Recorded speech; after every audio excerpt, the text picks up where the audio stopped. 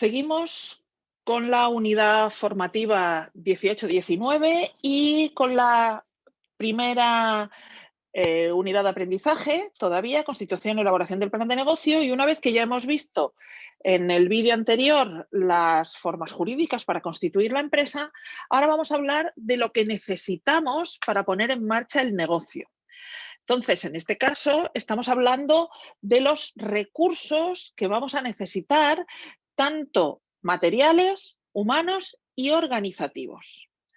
Entonces, para empezar el negocio, cualquier actividad de negocio, vamos a necesitar estos recursos materiales, recursos humanos, recursos técnicos y recursos financieros. Y además, tendremos que tomar decisiones en relación con la organización de todos estos recursos.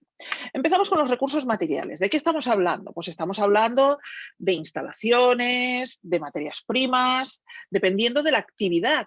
Cada negocio, cada actividad económica necesita unos recursos materiales distintos. Por ejemplo, hay actividades que pueden necesitar pues una nave o pueden necesitar una tienda si nuestra actividad es una actividad comercial de cara al público, o podemos necesitar unos elementos de almacenamiento, o si es una actividad industrial, pues necesitaremos una maquinaria para llevar a cabo esa transformación.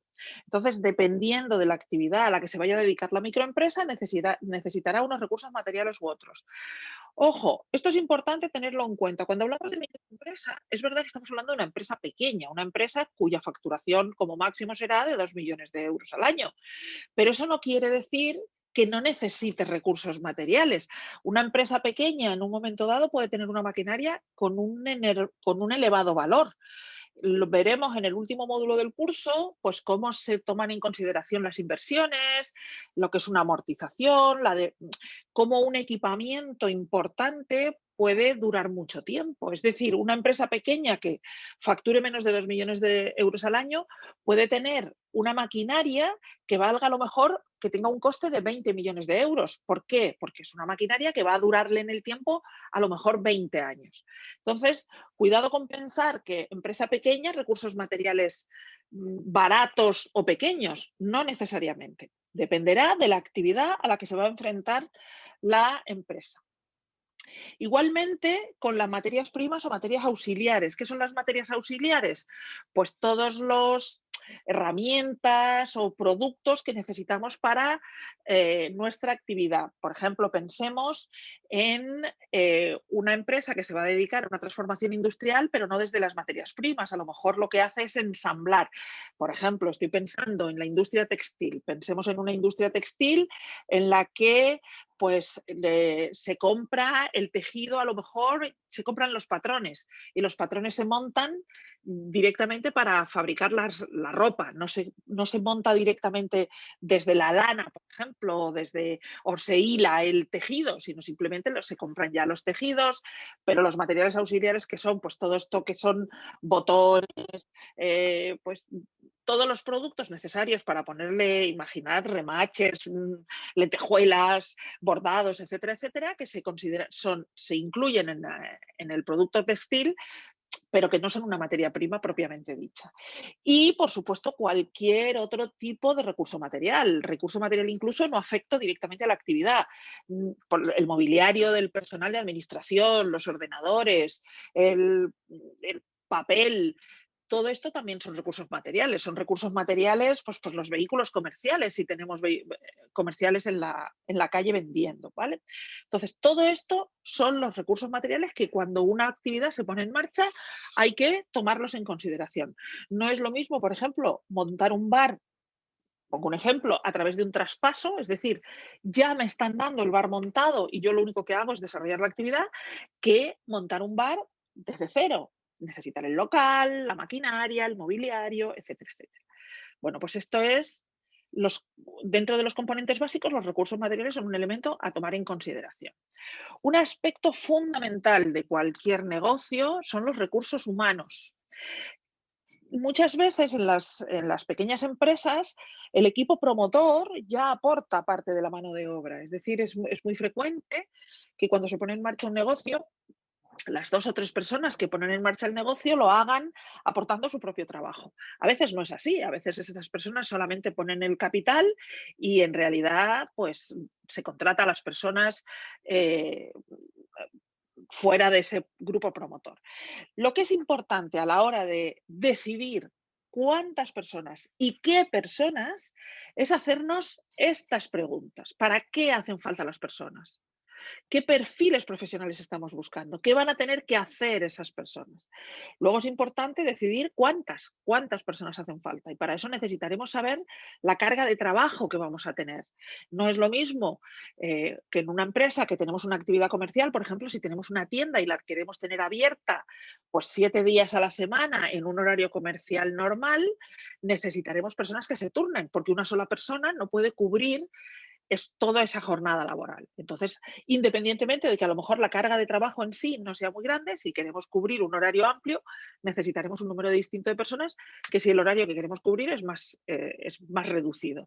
Pues estos factores los tenemos que poner encima de la mesa. Y además, y esto es importante, ¿qué tipo de vinculación tienen que tener con la empresa? ¿Por qué? Porque no necesariamente todas las personas cuyo trabajo necesitamos en la empresa o en el negocio, tenemos que tenerlas contratadas con un contrato laboral o tienen que estar a tiempo completo en la empresa. Por ejemplo, una empresa que tenga personal contratado va a necesitar hacer nóminas, pero a lo mejor no necesita una persona haciendo nóminas 8 horas al día, 5 días a la semana, es decir, 40 horas a la semana. En este caso, ¿qué haríamos? Pues lo que hacen muchísimas microempresas, como hacer las nóminas de un máximo de 10 personas. No es una tarea que pueda tener ocupado a alguien haciendo nóminas durante 40 horas semanales, pues este tipo de actividad se suele subcontratar. ¿Vale? Entonces, por eso ponemos aquí el tipo de vinculación laboral o mercantil.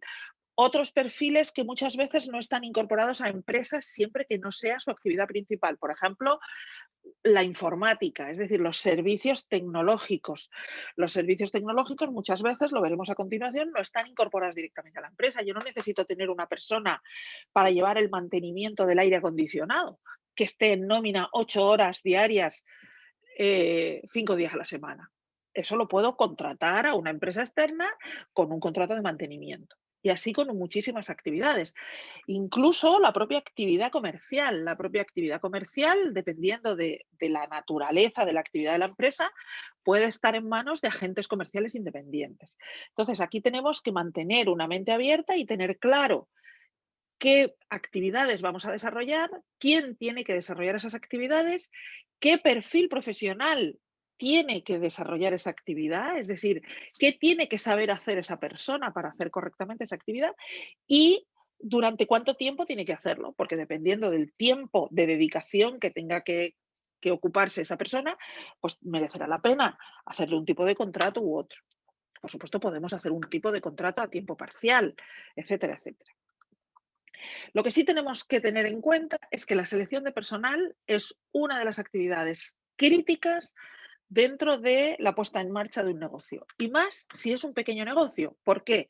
Porque si tenemos una empresa en la que trabajan 10 personas, si una persona no desempeña adecuadamente su trabajo, tenemos un problema en el 10% de la empresa, en el 10% de las actividades y de las responsabilidades de la empresa. Si tenemos una empresa con 80 trabajadores y 4 no hacen bien su trabajo, eso es el 5%, no el 10%. ¿Lo vemos? Entonces, bueno, pues esto es importante. En una empresa pequeña, el impacto que tiene que una persona esté desmotivada, que no sepa hacer su trabajo o que no lo quiera hacer, pues es muy alto por el efecto que tiene, el peso que tiene en el total de la actividad de la compañía. Recursos técnicos. ¿Aquí de qué estamos hablando? Pues los recursos técnicos son, normalmente llamamos recursos técnicos a la parte informática. Fundamentalmente lo que llamamos tecnologías de la información y la comunicación. Es verdad que en la mayoría de las empresas, hay muchas empresas donde estos recursos técnicos, esta tecnología de la información y la comunicación, puede tener una posición marginal. Estoy pensando, por ejemplo, pues en una cafetería. Pero cada vez más estos elementos técnicos cada vez tienen un mayor peso. Primero, porque Cada vez más las empresas necesitan comunicarse con las administraciones públicas a través de medios digitales. Por lo tanto, necesitan tener toda la información relevante desde un punto de vista legal en soporte digital. Y esa información tiene que reflejar la situación real de la compañía. Por lo tanto, pensemos que ya en prácticamente todo, cualquier bar, cualquier pequeño negocio, cualquier pequeña tienda, hay lo que se llama un terminal punto de venta, un TPV, que tiene en su interior, es decir, el software no es un mero software de cobrar. Es un software en el que se registra, pues muchas veces, la persona que está atendiendo al cliente. A veces se lleva un registro hasta de los clientes. Por supuesto, del stock de productos. Y, por supuesto, de los precios, de la facturación, los cierres de caja, el manejo de los diferentes medios de pago, etcétera, etcétera, etcétera. Entonces, es importante que en una empresa, aunque su actividad no tenga un componente tecnológico, sino que sea un componente, digamos, analógico, y estoy pensando en una peluquería, un bar, un pequeño supermercado, etcétera, la parte tecnológica cada vez va teniendo más peso. Pero es que ya hay muchísimos negocios donde la parte tecnológica es la actividad, es lo que se llama el core, el corazón de la actividad, el núcleo de la actividad. Entonces, estas decisiones sobre qué elementos técnicos tenemos que incorporar a nuestra organización, pues cada vez son más críticos. Pensemos, si tenemos una página web y por esa página web nos comunicamos con nuestros clientes, aunque no tengamos cesta de la compra y no hagamos venta online, si recogemos datos, estamos sujetos al reglamento de protección de datos de carácter personal. Eso implica una serie de decisiones, unas protecciones.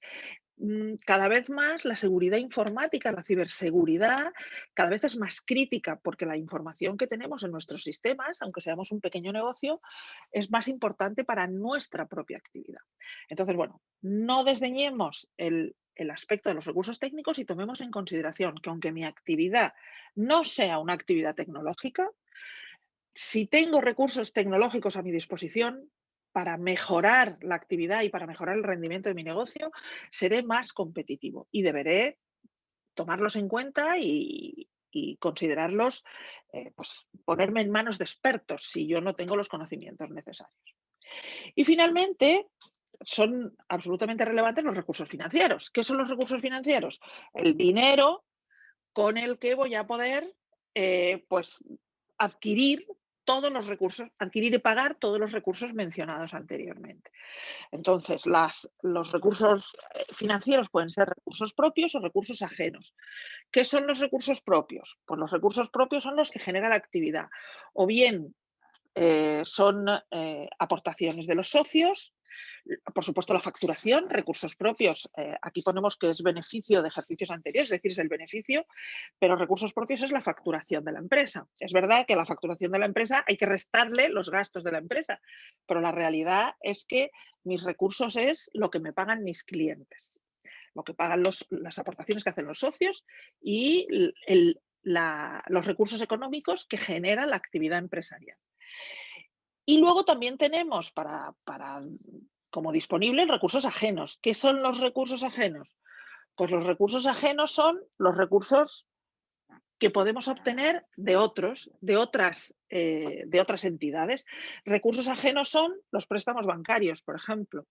Recursos ajenos es las líneas de descuento, es decir, la línea de descuento se diferencia de un préstamo bancario, lo veremos con más detalle más adelante, en que el banco nos deja disponer, viene a ser lo que sería una tarjeta de crédito. Yo puedo ir disponiendo de dinero y lo pago pues según haya pactado con el banco. Es diferente del préstamo. En el préstamo el banco me da el dinero y yo a partir de ahí me lo voy gastando. En la línea de descuento lo que hace el banco, sí, la entidad financiera, es permitirme disponer de un dinero y no pago por el total que me permite disponer, sino solamente por lo que haya dispuesto en cada momento.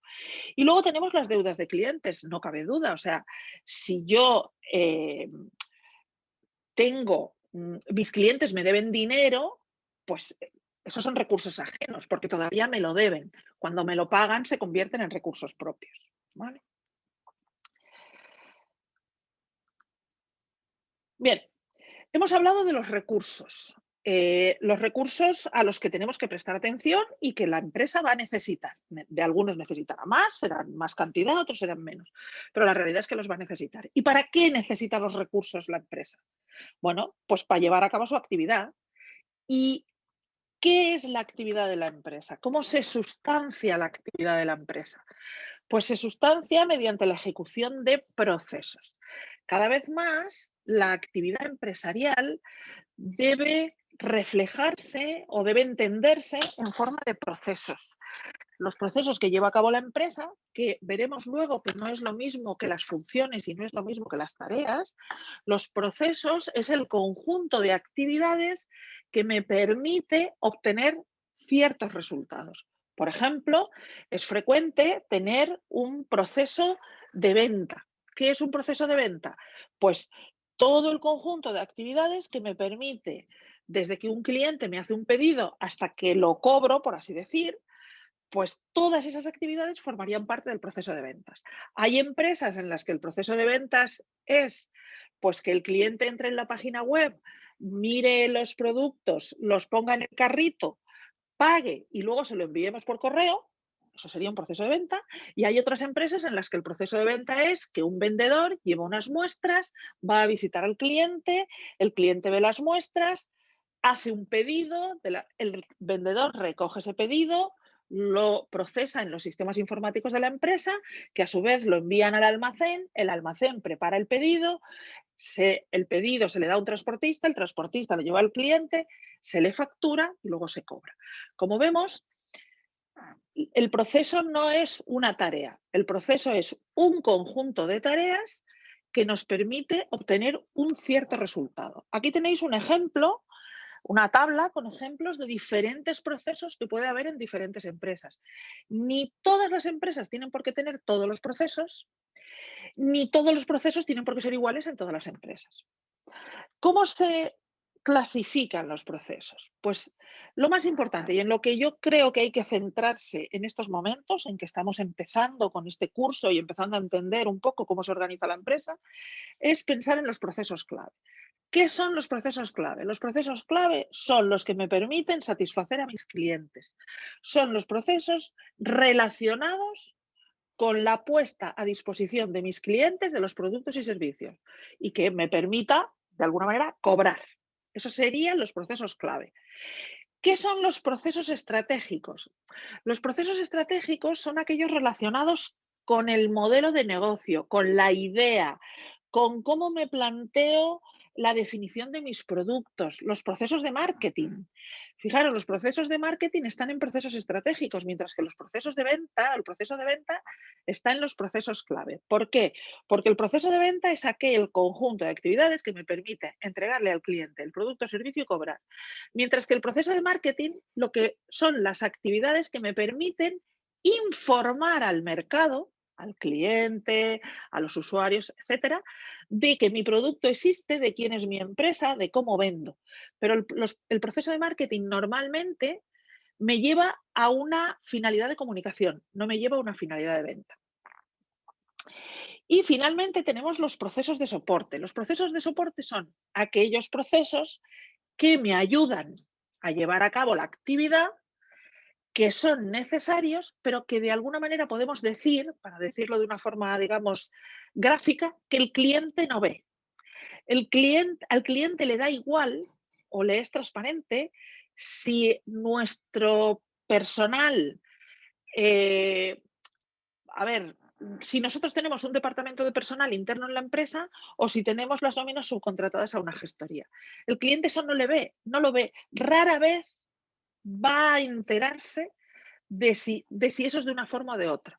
El departamento de contabilidad y finanzas, nuestro cliente se entera de que en nuestra empresa alguien hace la contabilidad porque posiblemente pues en algún momento le pediremos o le enviaremos unas facturas y le pediremos que nos informe pues del CIF de la empresa para poderle facturar, etcétera, etcétera.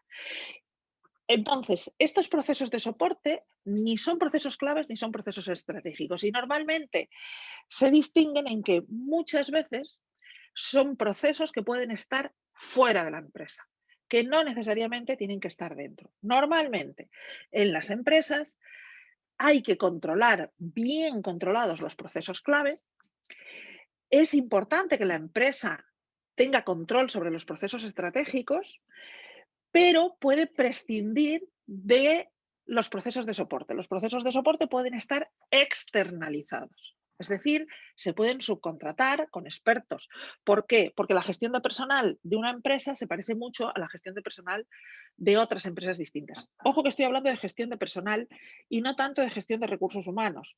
Es decir, la gestión de personal es hacer las nóminas, recabarlos, controlarlos, reconocimientos médicos, etcétera. Otra cosa distinta es la gestión de recursos humanos. La gestión de recursos humanos la veremos también, hablaremos de ello, entendiendo por gestión de recursos humanos cómo motivamos a nuestro personal, cómo le hacemos, le promocionamos, cómo le proporcionamos recursos para su propio crecimiento personal y para la mejora del desempeño.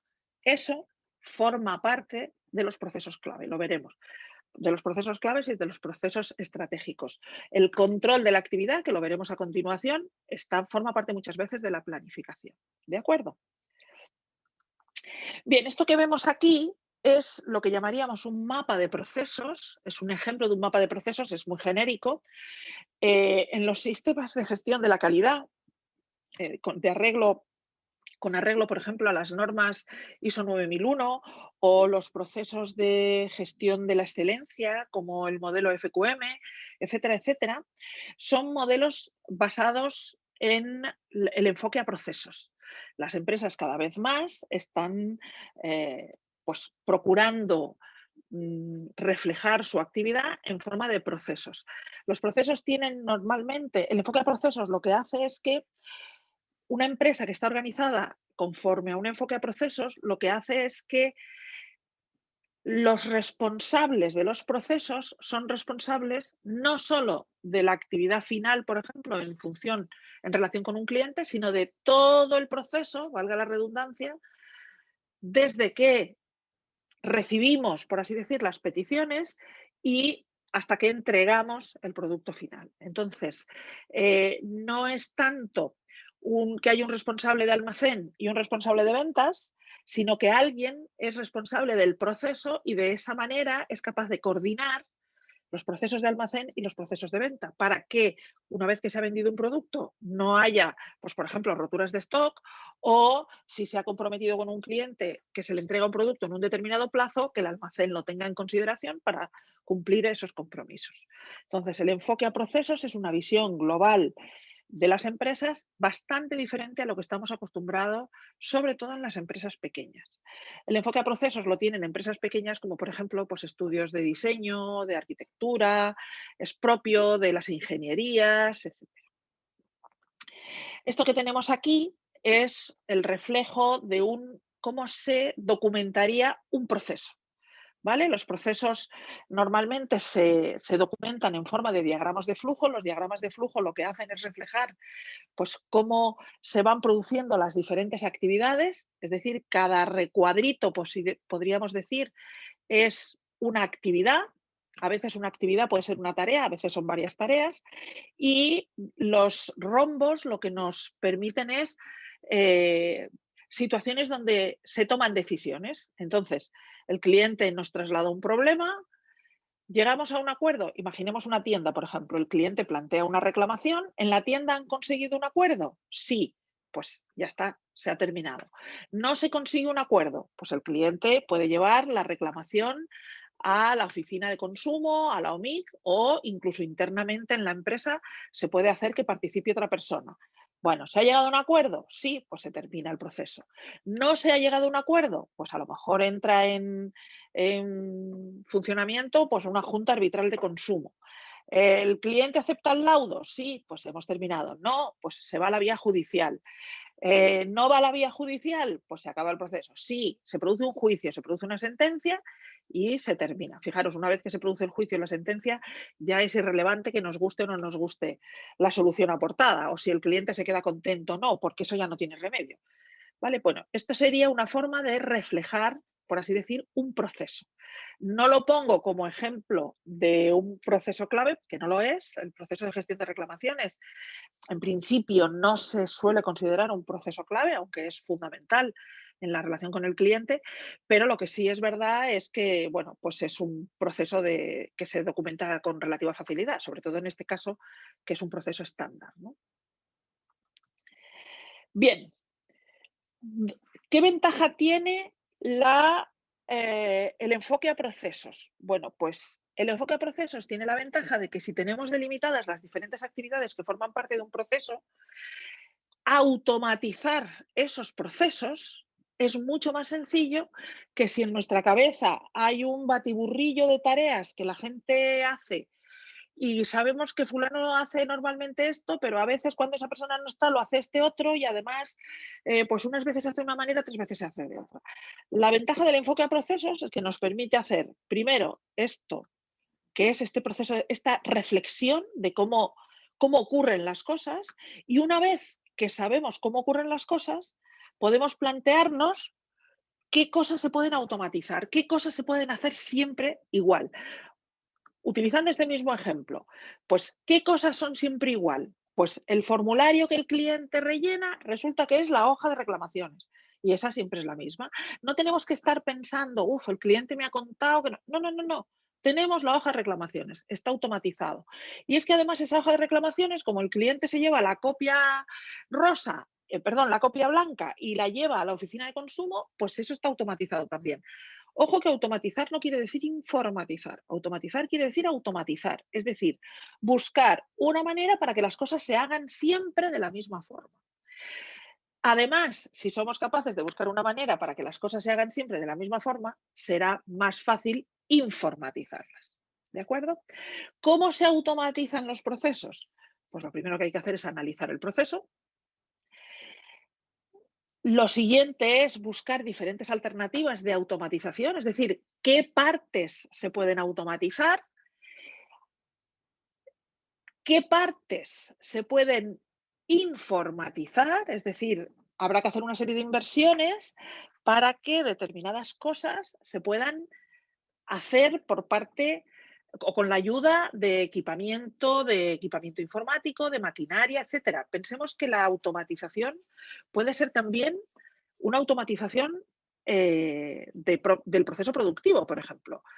Imaginemos un artesano que fabrica calzado y se puede plantear que determinado proceso, por ejemplo, la venta online de su calzado, la quiere automatizar. En vez de tener que esperar a que la gente a ir a una feria en la que pone el calzado, lo muestra y la gente lo pide, pues puede tener una página web donde tiene fotos del calzado. Es decir, su proceso de producción sigue siendo artesanal, pero su proceso de venta está automatizado. ¿Vale? Entonces, bueno, pues analizar el proceso, buscar alternativas, estudiar los costes de inversión, instalar los equipamientos que sea necesario instalar. Y quien dice equipamientos, dice pues materiales, documentales, etcétera. Formar, aquí hay un pequeño error, pone formal, es formar al personal, esto también es fundamental, y luego comprobar si está funcionando. Normalmente la comprobación de si está funcionando te la va a dar, es verdad que tendrás que hacer ensayos previos, pero te la va a dar como respondan los clientes. Bien, cuando estamos en un proceso de automatización y en un enfoque a procesos, nos va a ocurrir lo que hemos dicho antes. Vamos a detectar cuáles son nuestros procesos estratégicos, nuestros procesos clave y nuestros procesos de soporte. Y vamos a detectar qué partes de nuestro proceso tenemos obligatoriamente que hacer nosotros y qué otras partes a lo mejor podemos externalizar. Por ejemplo, pensad en un restaurante. En un restaurante, pues todos tenemos la imagen de un restaurante donde está la sala, hay una cocina, el cocinero cocina los platos. Imaginemos un restaurante de cierto nivel, pues tenemos un chef. El chef diseña sus platos, hace sus platos. Todos los días hay ciertas cosas que se tienen preparadas, pues por ejemplo las salsas están preparadas, no se fabrican en el momento, sino que ya se tienen preparadas para que luego sea mucho más fácil la producción. Bien, pero imaginemos una situación en la que el chef hace una carta que nos han diseñado fuera.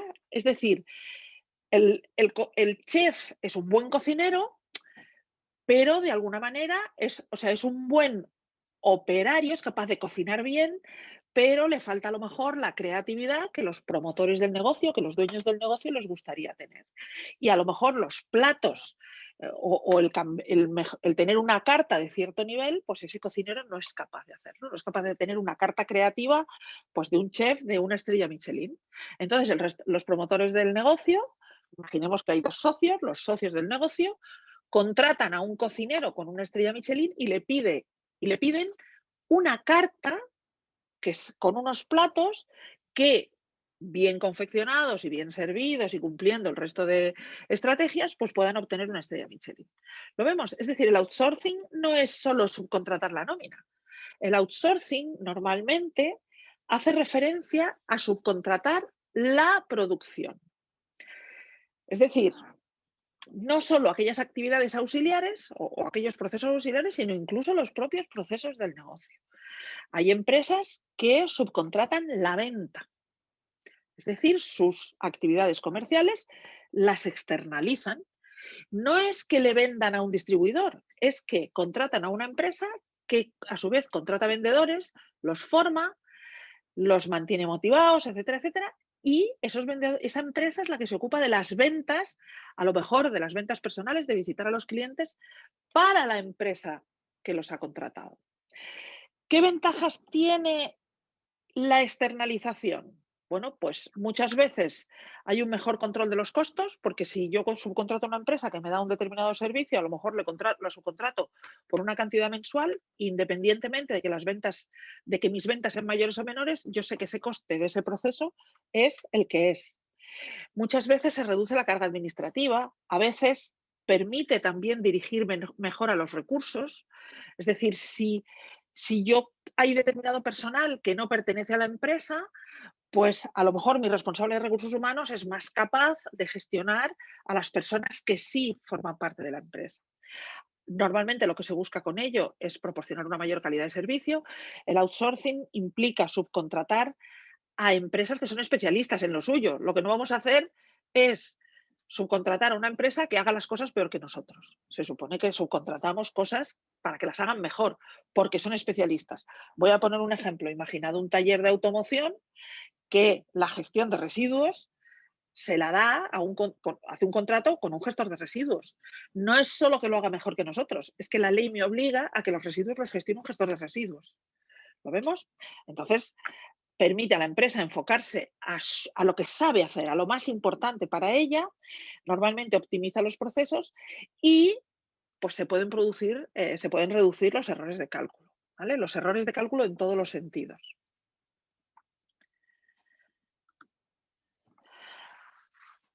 ¿Qué tipo de servicios son los más normales de externalizar? Pues aquí tenéis una lista que puede ser incluso muchísimo más larga. Los call centers, la logística, por supuesto, contabilidad, gestión fiscal, los comedores de empresas, limpieza y seguridad, mantenimiento de oficinas y equipos.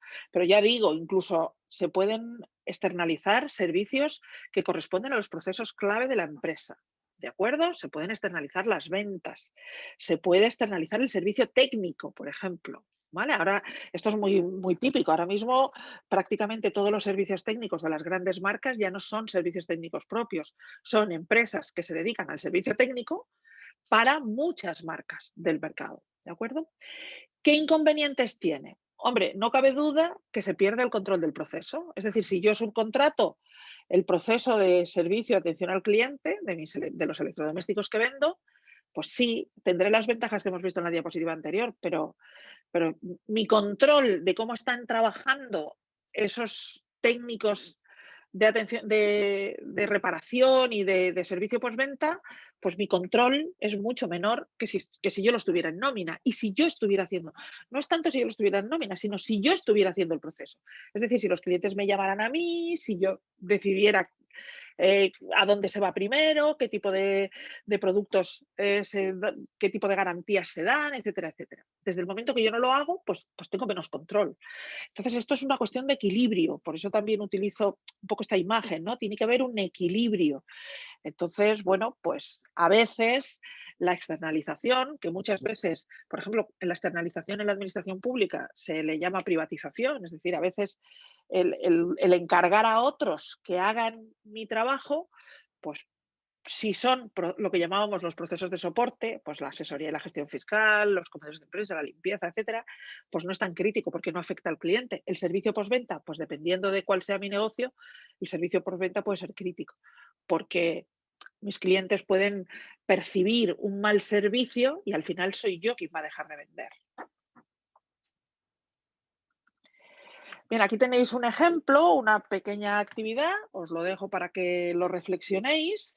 Entonces, bueno, pues es la diferencia entre contratar a un técnico para hacer la web dentro de la empresa o contratar a una empresa externa. Yo no voy a dar la solución, esto es para que reflexionéis en función de un poco lo que hemos estado comentando.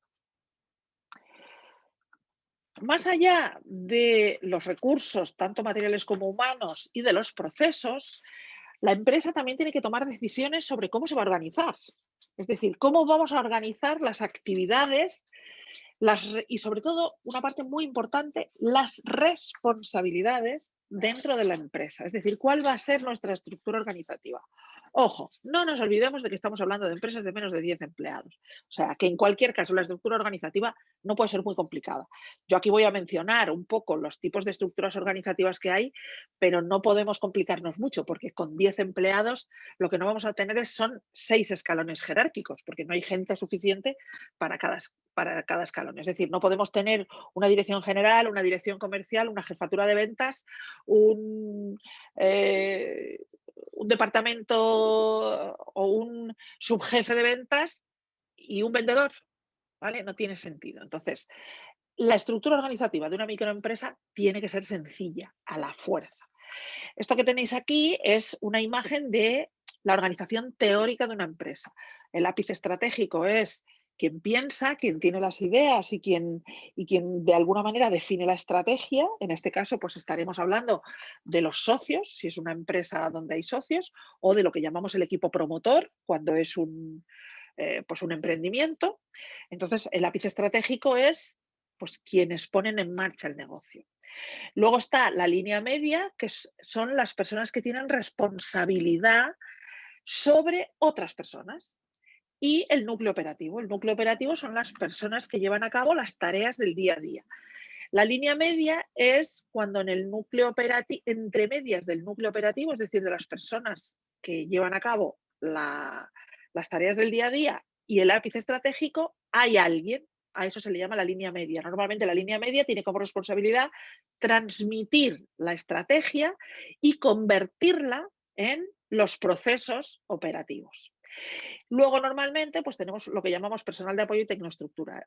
Personal de apoyo son las personas que llevarían a cabo, por ejemplo, lo que se llaman procesos de soporte, y la tecnoestructura, aquí estamos hablando de lo que hablábamos antes de los recursos técnicos. Aquí estamos hablando pues, de la parte de informática, si por ejemplo tuviéramos un departamento de I+D en la empresa.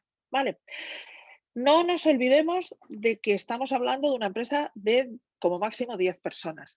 Ahora bien, me gusta poner esta imagen porque lo que sí tenemos que tener claro es que en toda empresa esto hay que hacerlo, estas figuras van a estar. ¿Qué puede ocurrir? Imaginemos un bar donde tenemos al propietario de un bar, no un bar con cocina, ¿vale? Tenemos un bar cafetería, donde el propietario o la propietaria están habitualmente llevando a cabo la actividad detrás de la barra o sirviendo la sala, y luego hay pues alguien que desarrolla actividades de cocina, pensemos pues bocadillos a la plancha, tal, y 2 camareros más en la sala. Es decir, estamos hablando de una empresa de 4 personas. Bueno, el lápiz estratégico, ese propietario está llevando a cabo la estrategia. Las decisiones de qué tipo de decoración hay en el local, el horario de apertura, si se vende un café de unas determinadas características u otras, si se van a servir pues, bocadillos vegetarianos o no, si vamos a tener productos para intolerancias alimentarias, si vamos a servir platos combinados en el almuerzo o vamos a cerrar a mediodía. Esas decisiones son las decisiones del lápiz estratégico. Pero, además, una vez que hemos tomado esas decisiones, hay que organizar el día a día y a cada persona hay que decirle, a los camareros y a la persona que está en la plancha, por así decir, y en la cafetera, hay que decirle lo que tienen que hacer, a qué mesa se sirve antes, cómo se comunica, pues cómo se piden las cosas de la plancha y qué pasa si un cliente pide algo que no está en la carta. Esas instrucciones forman parte de la línea media. Y luego el núcleo operativo son las personas que están sirviendo al público. Si el dueño de la cafetería sirve al público, es decir, está detrás de la barra sirviendo al público, el dueño de la cafetería, alguien me puede decir, bueno, entonces, ¿qué es? ¿Es ápice estratégico? ¿Es línea media? No, es las tres cosas. Está haciendo de ápice estratégico porque tiene que tomar las decisiones estratégicas, está siendo núcleo operativo porque a su vez está sirviendo al público, pero además le está diciendo al resto del personal lo que tiene que hacer. Luego también está en la línea media. Y luego, si además resulta que el dueño de la cafetería es el que instala el terminal punto de venta, el que pone las luces de Navidad y el que arregla el cuadro eléctrico cuando se estropea, pues es la tecnoestructura. Y si además es la persona que hace los cierres de caja y, pues no sé, y hace la declaración de la renta suya y de su personal, pues es personal de apoyo. ¿Vale? Normalmente, este tipo de empresa que yo he puesto, este ejemplo, pues tendrá contratado a un informático, a una empresa que le lleve toda la parte de informática del terminal punto de venta y además tendrá contratada una gestoría que le lleve todo lo que es la parte fiscal, contable, etcétera, ¿vale? Que sería el personal de apoyo. Pero el ápice estratégico, la línea media y el núcleo operativo tienen que estar en la empresa. He puesto un ejemplo muy sui generis, pero no es muy raro que muchas empresas funcionen así.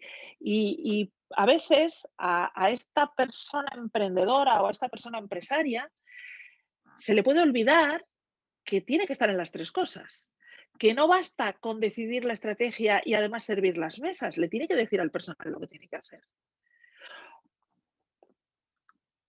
Bien, normalmente la división normal de una empresa cualquiera, pues puede tener esta fórmula. Ya digo, estos cuadraditos no son personas, son responsabilidades. ¿De acuerdo? Son actividades o responsabilidades. Veremos luego la diferencia entre una y otra. De tal manera que en una empresa, pues va a estar la gerencia, va a estar la parte de producción, va a estar la parte de ventas. Lo que pasa es que a lo mejor hay una sola persona que es el gerente, que además está en la parte de producción porque hace ventas y las compras. Y luego hay otra persona que lleva la parte administrativa. Es decir, cada cuadrito de estos no es una persona. Pero sí es verdad que en cualquier empresa tiene que haber un nombre para cada cuadrito. Lo que pasa es que a veces el nombre está repetido y hay 5 cuadritos que tienen el mismo nombre en las pequeñas empresas. Al final de lo que estamos hablando es de dividir el trabajo, fundamental, repartirnos el trabajo. La especialización es fundamental. No todo el mundo sabe hacer bien todo. Entonces, que cada persona, aquello de que dice el refranero de zapatero a tus zapatos, tratemos de que cada persona haga la mayor parte del tiempo aquello que sabe hacer bien.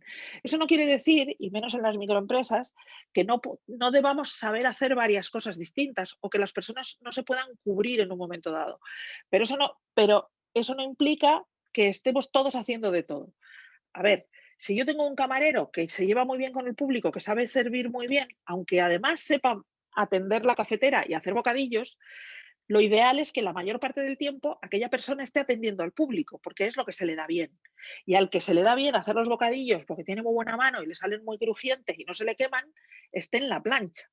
Eso quiere decir que si un día nos falla el camarero o el camarero tiene que ir a recoger a los niños al colegio porque se le han puesto malos, esa persona no pueda salir a servir las mesas. No, es preferible que sepa servir las mesas. Pero la idea es, en una estructura organizativa bien pensada, que las personas hagan la mayor parte del tiempo aquello que se les da mejor y que alguien coordine esas actividades. Aquí hago hincapié en un aspecto que a veces se nos olvida, es decir, la diferencia entre función, tarea y responsabilidad. ¿Qué es una función? Perdón. ¿Qué es una función? La función es los objetivos asignados a alguien. Es decir, tú tienes la función de camarero, ¿vale? Es decir, tu objetivo es atender la sala, porque tienes la función de camarero. Y eso conlleva unas tareas: coger las comandas, pasarlas a la cocina, recoger los platos de la cocina, llevarlos a la mesa, atender las peticiones de los clientes, hacer el cobro en la caja, llevar las cuentas y cobrar. ¿Vale? Esas son las tareas, pero la función es la función de camarero. La tarea son las acciones en las que se descomponen esas funciones, que es esto que acabo de decir. Y la responsabilidad es la obligación que conlleva el hacer bien las tareas. Es decir, la responsabilidad de un camarero, por ejemplo, es que los clientes reciban un servicio adecuado y queden satisfechos. Y además que paguen por aquello que de verdad han consumido, por ejemplo. Que a veces no se nos ocurre. Decimos, ¿cuál es la responsabilidad del camarero? Que el cliente quede contento. Bueno, que el cliente quede contento y la empresa quede contenta. Es decir, que si el cliente se ha bebido 4 whiskies, que no se nos olvide ponerlos en la cuenta. Que a veces, lo digo porque es verdad que la atención al cliente es fundamental, pero ¿la responsabilidad cuál es? La responsabilidad es que el cliente reciba un buen servicio y que la empresa cobre por el servicio que se ha prestado. En cada negocio, esta función, tarea, responsabilidad será distinta. Aquí tenéis un ejemplo, por ejemplo, la función es la función de contabilidad. Existe un departamento de contabilidad. Las funciones suelen estar asociadas a departamentos. El departamento de contabilidad, ¿cuál es la función? Llevar la contabilidad de empresa. ¿Cuáles son las tareas? Recopilar información, controlar los vencimientos, hacer los apuntes contables, archivar las facturas, etcétera, etcétera. ¿Y cuál es la responsabilidad? Que la empresa cumpla sus obligaciones contables. Es decir, que no nos venga una sanción por no haber presentado los libros, por no haber presentado bien los impuestos, etcétera, etcétera. Lo vemos, ¿no? Una cosa es la función, que es llevar la contabilidad. Es decir, a veces oímos a alguien que dice, eso no es mi responsabilidad es llevar la contabilidad. Vale, llevar la contabilidad es la función. La responsabilidad es que no me pongan una multa porque la contabilidad está mal hecha. Esa es la responsabilidad. ¿Vale? Entonces, esto es importante, sobre todo en una microempresa, en una empresa pequeña, que todo el mundo tenga muy claro cuál es su función, cuáles son las tareas que tiene que llevar a cabo y cuáles son sus responsabilidades. Porque, claro, en una empresa pequeña donde a lo mejor todos nos estamos repartiendo las tareas, pues puede no quedar claro cuál es la responsabilidad de cada uno. Bien, esto sería el reflejo de una estructura organizativa en un organigrama. Un organigrama es algo sobradamente conocido, no me voy a entretener en ello. Acordaos lo que he dicho antes, esto sí es importante.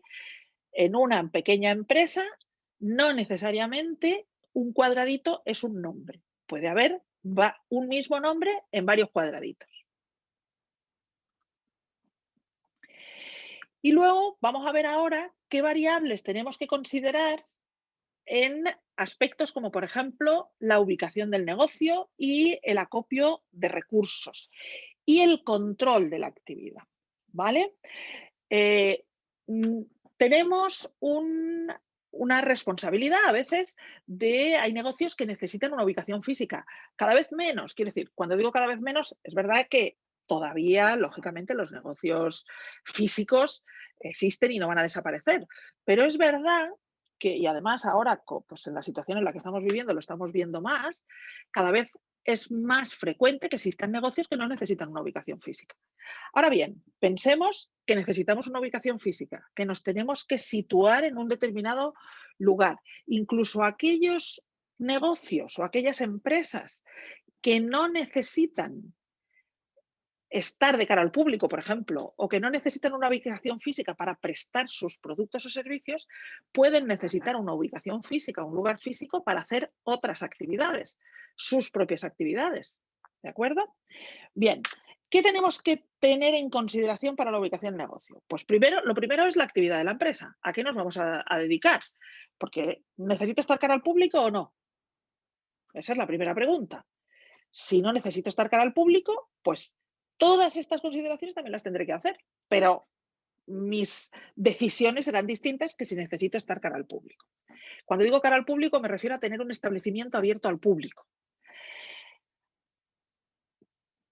Tengo que ver cómo está el mercado. Si tengo que estar con un establecimiento abierto al público, pues tendré que ver en qué situación de mercado estoy, dónde están los establecimientos que van a atraer clientes a mi propio establecimiento, si tengo que estar viendo, por ejemplo, aspectos geográficos, los clientes que vienen a mi establecimiento necesitan aparcar o no necesitan aparcar. Esto estaría en dotaciones y servicios, ¿vale? No es lo mismo que mi establecimiento sea preferible que la gente venga de paseo. Por ejemplo, si lo que tengo es una cafetería o un restaurante, me interesa que la gente venga andando. ¿Por qué? Porque con un poco de suerte, si viene andando de un poquito lejos, se cansará y entonces le apetecerá sentarse.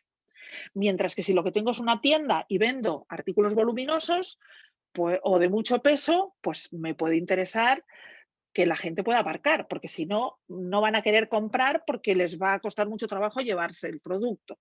Entonces, todas estas consideraciones son las que tenéis en estos cuadraditos, ¿vale? El mercado, es decir, ¿dónde están otros negocios que pueden ser impulsores de mi propio negocio?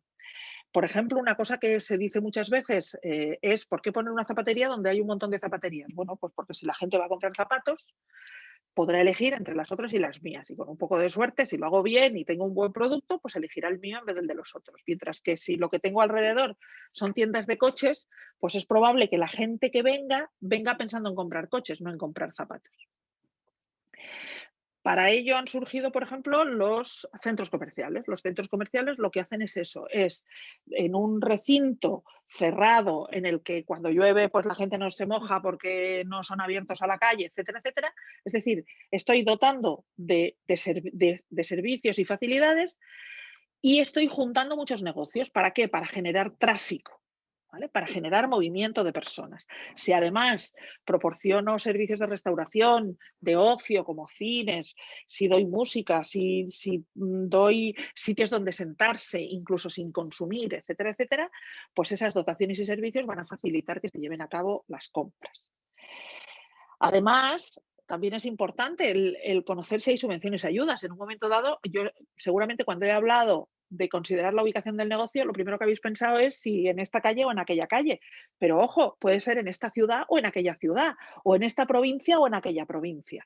Por ejemplo, pensad en las grandes empresas que tienen franquicias, pues a lo mejor deciden instalarse primero en Logroño antes que en León, porque resulta que Logroño, la Comunidad de La Rioja, da unas ayudas para la instalación de primer establecimiento de una empresa y te cubre, pues yo qué sé, los gastos de arranque o te paga un 25% de la apertura del local y las instalaciones del local. Pues esto puede ser fundamental a la hora de decidir. Nosotros en Canarias tenemos una situación que lo veremos también a lo largo del curso, específicamente atractiva para la instalación de determinados tipos de empresas. ¿Por qué? Pues porque hay subvenciones y ayudas para la instalación de determinados negocios, contratación de personas, etcétera. ¿Vale? Entonces, bueno, pues muchas veces en las pequeñas empresas, sobre todo por el hecho de ser pequeñas, o por el hecho de ser negocios no demasiado innovadores, una cafetería, una tienda de zapatos, una peluquería, parece que da igual el local, el lugar. Bueno, pues no da igual. Con la diferencia entre el éxito o el fracaso puede depender del sitio. Y ahí todos hemos visto y todos conocemos negocios que abrieron en un determinado sitio y cerraron y un negocio parecido abrió en otro lugar y resulta que tuvo éxito. Y puede ser simplemente por el sitio. Una vez que tenemos decidido el sitio, ya hemos hablado antes de los recursos que necesitamos y ahora hay que adquirirlos, ¿de acuerdo? Hay que tomar unas decisiones de inversión. Es decir, ya hemos decidido dónde vamos a instalar nuestro establecimiento, por ejemplo, o donde vamos a desarrollar la actividad. Y ahora, como dijimos antes, hay que adquirir aquellos recursos materiales que necesitamos. Bien, aquí de lo que vamos a hablar simplemente es de las diferentes opciones de adquisición de equipamientos y medios. Las posibles formas de adquirir esos equipamientos, esos recursos materiales, son muy diversas. Pero fundamentalmente las vamos a dividir en dos. En compra, es decir, adquiero aquel bien y lo pongo a mi nombre, por así decir, y entonces puedo hacer con él lo que quiera, o bien lo alquilo. Es decir, no está mi nombre, pero lo uso. De alguna manera, en el primer caso adquiero el bien es mío y hago con él lo que quiero, y en el segundo caso lo que adquiero es el derecho de uso. En este caso, pues tenemos el ejemplo del leasing que tenemos aquí. Tenemos el tema del renting. El renting es un poco diferente del leasing, ¿vale? En el caso del leasing, el leasing es un puro alquiler, es un alquiler, pero con el derecho de quedarme luego el bien en el último momento. Lo que pasa que es una decisión que yo puedo tomar o no. Y en el caso del renting no me puedo quedar con el bien. En el caso del renting, al final del renting, tengo que devolver. El renting es un puro alquiler. La compra es compra. Entonces, al final, la reflexión que yo tengo que hacer no tiene que ser solo de tengo dinero o no tengo dinero, que es importantísimo. Si no tengo dinero para comprar, pues no me queda más remedio que alquilar. Pero a veces, aun teniendo el dinero para comprar, me puede merecer la pena no comprar, sino alquilar. Entendiendo por alquilar, adquirir el derecho de uso. ¿Por qué? Imaginad un bien que se queda obsoleto fácilmente con el tiempo. O imaginad, por ejemplo, yo soy una empresa, estoy empezando y necesito una maquinaria. Por ejemplo, imaginad que me voy a dedicar a la encuadernación de libros y necesito una máquina para encuadernar.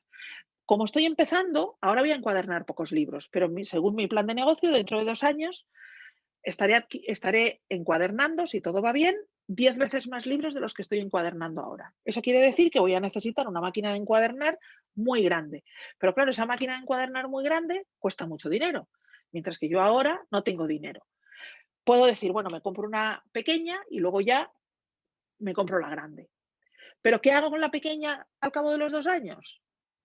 Entonces, a lo mejor la decisión ahí tiene que ser, alquilo una pequeña porque yo ahora lo que necesito es el derecho de poder usarla, pero, pero en 2 años voy a querer otra. Entonces, yo ahora la alquilo y dentro de 2 años me compro la definitiva, que será la que me servirá para los próximos 10, 15 años. Quiero decir con esto que muchas veces la decisión de cómo adquirir un bien, y fijaros que todo el tiempo estoy hablando de adquirir, y adquirir no necesariamente es comprar, es decir, cómo adquirir es poner en mi empresa un determinado recurso. Bueno, pues las formas de poner en mi empresa un determinado recurso no necesariamente tienen por qué depender solo de si tengo dinero o no. Si no tengo dinero es fácil. Como no tengo dinero, ese es el factor limitante. Pero a veces, aun teniendo el dinero, a lo mejor no me merece la pena comprar, sino que lo que me interesa es adquirir el derecho de uso, tener la posibilidad de usar aquel recurso y luego devolvérselo a su propietario o, dependiendo de cómo vayan las cosas, me lo quedo o no me lo quedo. A la hora de decidir esa adquisición de recursos, la primera cosa que también tengo que tener en consideración es a quién se lo adquiero, es decir, con quién me pongo de acuerdo para adquirir ese bien, ese equipamiento, esas materias primas, etcétera, etcétera. Y para ello existe la llamada selección de proveedores. ¿Qué cosas tengo que tomar en consideración a la hora de seleccionar proveedores para lo que sea? Para cualquier cosa, para que me lleven la contabilidad, la gestoría, el del mantenimiento del aire acondicionado, la mutua, cualquiera de los muchos proveedores con los que trabaja una empresa. Pues estos que tenemos aquí. Y fijaros, lo normal es que muchas veces el único criterio que se utiliza es el precio. Y no, hay que tomar en consideración todos estos que tengo aquí. El precio, por supuesto, la calidad del producto o servicio, las condiciones de pago. Si estamos iniciando un negocio o, por ejemplo, nuestro negocio tiene una enorme variabilidad de ingresos, es decir, unos meses ingresamos una cantidad, otros meses ingresamos otra, pues a lo mejor el que un cliente nos permita unas condiciones de retraso de pago puede hacer, perdón, un proveedor nos permita condiciones de retraso de pago, nos lo puede hacer más atractivo a pesar de que su precio a lo mejor es un poquito más caro. Si estamos hablando de un proveedor de producto, pues las condiciones de entrega a lo mejor no es lo mismo que el cliente. Tengo un estupendo precio, pero me entrega los productos, me los pone todos en mi almacén, mientras que tengo otro cliente que es un poquito más caro, pero me permite entregar directamente en mis clientes. Es decir, la selección de proveedores tiene que tomar en consideración elementos de precio, elementos de calidad del producto o servicio, elementos de condiciones de pago, condiciones de entrega, servicio, etcétera. Va a depender mucho de cuál sea nuestra actividad y para qué queramos al proveedor, claro. Y para terminar, vamos a hablar de, estamos tomando decisiones, estamos adquiriendo productos, estamos adquiriendo servicios, estamos vendiendo. Lo de la venta lo veremos con muchísimo más detalle en unidades formativas y módulos posteriores, porque es la parte clave de la empresa. Pero al final lo que estamos haciendo es un montón de actividades y necesitamos saber si las cosas van como teníamos previsto o no. Es decir, tenemos que controlar la gestión del negocio. ¿Para qué tenemos que controlar? Pues porque lo que no se puede medir no se puede controlar. Es decir, tenemos que medir qué está pasando en nuestra empresa. ¿Os acordáis que cuando hablaba antes de los recursos tecnológicos y de aquel pequeño terminal punto de venta que tenemos en el bar, que nos da una cierta información? Pues porque cada vez más necesitamos tomar las decisiones para ser competitivos con más información. Ya no nos vale saber, hoy he facturado 5.000 euros y ayer facturé 3.500, sino que necesitamos saber cosas como, por ejemplo, ayer facturé 3.500, pero es porque o hoy he facturado 5.000 euros, pero porque resulta que he tenido una boda y solo la boda han sido 4.500 euros, mientras que ayer facturé 3.500, pero es que todo fue a base de pequeños clientes de 30 euros cada uno. Entonces, bueno, pues eso necesitamos saberlo. ¿Cuál es mi ticket medio? ¿Cómo me vienen los clientes? ¿Qué beneficio me dejan? Porque digo, he tenido 4.500 euros, he facturado 4.500 euros, pero resulta que es que le he tenido que hacer un descuento al cliente del 25%. Entonces, el 25% de 4.500 euros es mucho dinero. ¿Nos interesa ese tipo de clientes o no nos interesa? ¿Preferimos clientes grandes con mucho descuento o clientes pequeñitos a los que no le hacemos ningún descuento? Eso hay que medirlo. Las empresas cada vez más están obligadas a medir lo que hacen, porque si no lo miden, no tienen información para tomar decisiones. Por ejemplo, un aspecto fundamental, que eso sí que digamos que está en la cabeza de alguien que abre un establecimiento al público, es ¿a qué hora vienen mis clientes? ¿Me interesa tener un horario de apertura de 7 de la mañana a 10 de la noche? ¿O puedo permitirme el lujo de cerrar a mediodía? Si no sé cuándo vienen los clientes, si no mido el momento de mayor incidencia de clientes, pues eso no lo puedo saber. Y eso es un dato fundamental. Sobre todo porque tener abiertas más horas, ahora mismo, aparte de que lo tenemos controlado, pero tener abierto más horas cuesta dinero porque estoy pagándole un salario a una persona que a lo mejor resulta que no está haciendo nada, no porque no quiera hacerlo, sino porque no están entrando clientes. Bien, pues para controlar la gestión de un pequeño negocio o microempresa hay que identificar los factores claves y hay que hacer una tarea fundamental y que cuesta muchísimo trabajo, que es definir indicadores. Definir indicadores es definir aquel número que me va a dar la clave de lo que quiero medir. Por ejemplo, quiero saber en qué horario vienen las personas. ¿Qué indicador puedo utilizar para ello? Puedo utilizar un indicador que es el número de personas que hay en la tienda en un momento dado. Vale, pero ¿cómo lo mido? ¿Tengo a alguien contando a las personas? A lo mejor un indicador es, si como yo emito tickets, pues saber en qué horario o sea, conocer los horarios de los tickets, de manera que yo puedo saber en qué horario se emiten, es el número de tickets por hora, por ejemplo. El número de tickets por hora es un indicador que me va a decir, pues a las 7, en el momento de la apertura se hacen tantos tickets, en la segunda hora tantos otros, etcétera, etcétera. Es decir, yo puedo tener el número de tickets por franja horaria y eso me va a dar una indicación de en qué horario están viniendo mis clientes.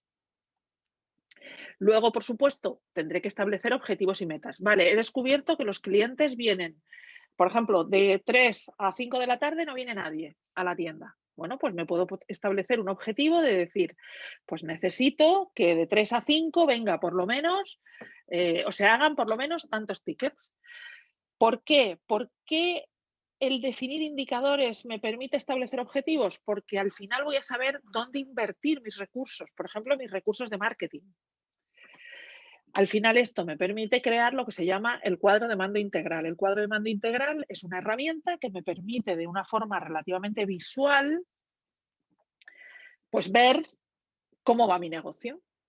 ¿Vale? El cuadro de mando integral es una herramienta fundamental, ya cada vez existen más herramientas informáticas relativamente sencillas que nos dan esa información y que de forma fácil se puede alimentar. Aquí tenéis, por ejemplo, ejemplos de posibles indicadores. Y fijaros, los indicadores no son solo indicadores de ventas. Los indicadores deben establecerse con diferentes perspectivas, porque no basta que yo sepa en qué franja vendo más. También necesito saber si resulta que estoy pidiendo mucho dinero prestado porque mis clientes no me pagan, o si les estoy dando demasiado crédito a los clientes, o si resulta que como vendo más a primeros de mes, resulta que a final de mes tengo que pedir dinero prestado al banco para pagar a mis proveedores. Mientras que a lo mejor podría a los proveedores decirles que les pago con 15 días de retraso, aunque me cobren una pequeña cantidad, o puedo contratar en el banco una línea de crédito para esos últimos días del mes en los que tengo menos liquidez. Es decir, yo necesito tener una visión global del negocio. El cuadro de mando integral es eso, integral, y para eso necesito fijar indicadores para todas las áreas del negocio. Aquí lo llamamos perspectiva, la perspectiva financiera. Aquí tenéis ejemplos de indicadores que seguramente prácticamente cualquier negocio puede tirar de algunos de estos indicadores. Y para terminar, pues hacemos un control del negocio, medimos nuestros indicadores y empezamos a ver cómo va la cosa. ¿Qué pasa? ¿Las cosas van como estaban previstas? Fenomenal. Oye, no, aquí teníamos previsto vender 1000 y hemos vendido 800. Se ha producido una desviación. Vale, hemos vendido 800, no vamos a llegar. Bueno, pues tratamiento de choque. Venga, vamos a hacer una promoción para conseguir llegar a cubrir esas 200 unidades que nos faltan. Hacemos una promoción, bajamos precio, etcétera, etcétera. Pero luego analizamos las causas. ¿Qué ha pasado? ¿Por qué si teníamos previsto vender 1000 hemos vendido 800? ¿Porque habíamos hecho mal la previsión o porque ha pasado algo que no teníamos previsto? Definir medidas de ajuste. Las medidas de ajuste puede ser bajar la previsión, pero a lo mejor las medidas de ajuste es que resulta que tuvimos una rotura de stock y los clientes venían pidiendo el producto que compran siempre, pero el proveedor nos ha fallado este mes y no lo hemos podido cubrir. Oye, pues vale, pues vamos a ver si encontramos otro proveedor para tener 2 proveedores para este producto para que esto no nos vuelva a pasar.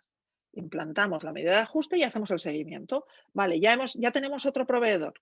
¿Cómo ha ido este mes? Teníamos que vender 1000. ¿Cuánto hemos vendido? 1000, porque resulta que el proveedor inicial nos falló, pero como teníamos al otro, pues lo hemos cubierto. ¿Vale? Entonces, este ciclo es el llamado ciclo de la mejora continua, formulado de una manera un poco diferente, pero que al final es la forma de gestionar adecuadamente una empresa. Esto es importantísimo. Muchas veces en las empresas, al ser pequeñas y a que todas las personas hacen todas las actividades y muchas veces los propietarios están en el día a día, y esto sí os lo digo desde la experiencia, yo he trabajado con muchas pequeñas empresas y en todas te dicen lo mismo. Como estoy apagando fuegos todo el día, al final no tengo el control de lo que está pasando. Y esto es un círculo vicioso. Como apago fuegos, no controlo, y como no controlo, se me producen incendios. Si en un momento dado me parara, controlara, descubriría la causa de los incendios y podría evitar las causas de los incendios, que es una forma de evitar los incendios. ¿Vale? Entonces esto es importante tenerlo en cuenta. El que un negocio sea pequeño no quiere decir que la propiedad no tenga que ejercer esa función importante del ápice estratégico, de estar en la estrategia, en ver lo que está pasando, en tener esa visión global y no perdernos en que, como yo también estoy sirviendo mesas, pues al final estoy metido en el día a día y estoy controlando si se me sientan 5 en una mesa cuando en realidad ahora lo tenemos limitado a 4. Aquí tenemos un resumen y efectivamente las principales formas jurídicas son estas que tenemos aquí, lo vimos en la presentación anterior. Es importante la orientación a procesos en el análisis y en la organización de una empresa, porque un proceso es un conjunto de actividades. La planificación de recursos empresariales Es un sistema de gestión que nos permite tomar en consideración todos los recursos que necesitamos y además abordar procesos de automatización y externalización si fuera necesario. Y el cuadro de mando integral es la herramienta fundamental que nos permite tener una visión general de lo que está pasando en nuestro negocio. Y con esto terminamos y seguiremos con la unidad siguiente.